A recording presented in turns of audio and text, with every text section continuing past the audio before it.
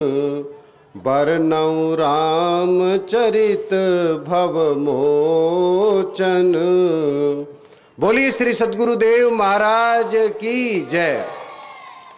परमादरणीय प्रभु भक्त आत्माओं, अभी आपके समक्ष रामचरितमानस की तुलसीदास जी की कुछ चौपाइयाँ रखी गई, जो रामचरितमानस के प्रारंभ में उन्होंने सद्गुरुदेव महाराज की वंदना में ये चौपाइयाँ उन्होंने कही। मेरे तो गुरु महाराज मेरे सामने ही बैठे हुए हैं, तो मुझे आंख बंद करके ध्यान करके श्री गुरु पद नख मणिगण ज्योति सुमिरत दिव्य दृष्टि ही होती, वो करने की मुझे जरूरत नहीं है, क्यों मेरे तो समक्ष मेरे गुरु महाराज हैं। परंतु तुलसीदास जी ने जो ये वंदना करी, ये मैंने इसलिए आपके समक्ष रखी कि इनमें आखिरी चौपाई में उन्होंने ये कहा कि गुरु पद रज मृदु मंजुल अंजन, कि मेरे गुरु महाराज के चरणों की जो धूल है वो इतना मधुर अंजन है कि आंख में लगाने के बाद मेरी नेत्र जो है वो निर्मल हो गए। गुरु पद रज मृदु मंजुल अंजन नयन अमीय द्रग दोष विभंजन, वो आंखों के लिए अमृत है। और आंखों से जो दोष, जो संसार में जो दोष दृष्टि है, जो अपना पराया का जो भेदभाव दिखाई देता है, वो सारे के सारे दोष समाप्त हो गए। और अब ऐसे नेत्रों से गुरु पद रज मृदु मंजुल अंजन नयन अमीय द्रग दोष विभंजन, तो तेहि कर विमल विवेक विलोचन, उससे मैं अपनी विवेक की आंखों को मल रहित करके अब क्या करने जा रहा हूं, बरनउँ रामचरित भव मोचन। अब मैं राम के चरित्र जो भव मोचन, जो भव सागर के संकटों से मुक्त करता है, अब मैं उसका वर्णन करूंगा। हम सब ये चौपाई पढ़ते हैं।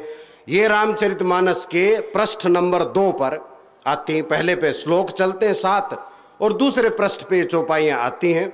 ज्यादातर गीता प्रेस गोरखपुर के रामायणों में आप देखेंगे कि दूसरे पृष्ठ के ऊपर आखिरी ये चौपाई है, दूसरे पेज पे। परंतु राम का जन्म और राम कथा का वर्णन जो प्रारंभ होता है वो 199वें श्लोक में जाके होता है। तो अब जब उन्होंने ये कह दिया कि मैंने गुरु के चरणों की रज लगा के अपने नेत्र पवित्र कर लिए, मल रहित कर दिए, और अब मैं राम का चरित्र लिखने जा रहा हूं, तो फिर लिखते क्यों नहीं? ये प्रश्न उठता है कि अब तुरंत लिखना शुरू कर दो कि एक राजा थे, फिर उनके बेटा हुआ, ऐसे हुआ, राक्षस थे, उनको यूं मारा, यूं किया, ये सब बातें लिख डाले। कहानी जो लिखनी है वो लिखे, परंतु कहानी प्रारंभ नहीं की। अभी तो क्या हुआ कि जैसे ही गुरु के पद रज अपने आंखों में लगाई, तुलसीदास जी का मन में कुछ ऐसा हुआ कि उन्होंने फिर वंदना करनी शुरू कर दी। पहले बंदौ प्रथम महीसुर चरना, पहले तो जो धरती के सुर हैं, धरती के जो देवता हैं, धरती पे जो ज्ञान का प्रचार करते हैं, पहले तुम उनके चरण की वंदना करता हूं। फिर वो सबके चरणों की वंदना करने लगे। कौशल्या जी के चरणों की वंदना, दशरथ जी के चरणों की वंदना, भरत जी के चरणों की वंदना, हनुमान जी के चरणों की वंदना, सारे कवियों के चरणों की वंदना, संतों के चरणों की वंदना, और करते करते उनकी ऐसी हुई कि सठों के भी चरणों की वंदना करनी शुरू कर दी। सठ की भी चरणों की वंदना शुरू कर दी, दुष्टों के भी चरणों की वंदना करनी शुरू कर दी। तो गुरु के चरण रज में ऐसा क्या कमाल था कि दुष्टों में भी दोष दिखाई देना बंद हो गया, और ऐसी सद्भावना जागृत हो गई कि दुष्टों को भी वो वंदना करने लगे।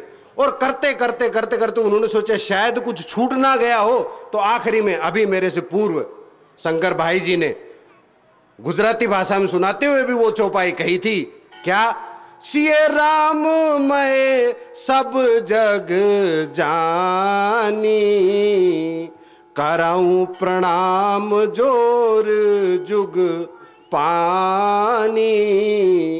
ये आखिरी चौपाई बनी।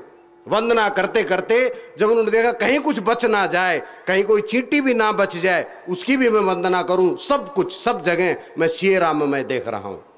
तो ये गुरु की चरण रज का जो कमाल था सज्जनों, उससे सिए राम में सब जग नजर आता है। सिर्फ चौपाई गाने से नहीं, जैसा अभी उन्होंने समझाया था, उन्होंने तो कहा कि सिए राम में सब जग मानी की बात उन्होंने हमें समझाई, परंतु ये ऐसे चौपाई गाने से सिए राममय जग दिखाई देने वाला नहीं है, कहने से दिखाई देने वाला नहीं है। वो सिए राममय सदगुरु महाराज जो हैं वो एक ऐसी दवाई देते हैं, एक ऐसी औषधि देते हैं कि वो सिए राममय जब वो जग जो है दिखाई देने लगता है, उससे पहले दिखाई नहीं देता। वो कमाल संतों के पास ही होता है। और वो सद्भावना जो यात्रा जो की जा रही है, ये उसी ज्ञान के प्रचार के लिए, लोगों में उसी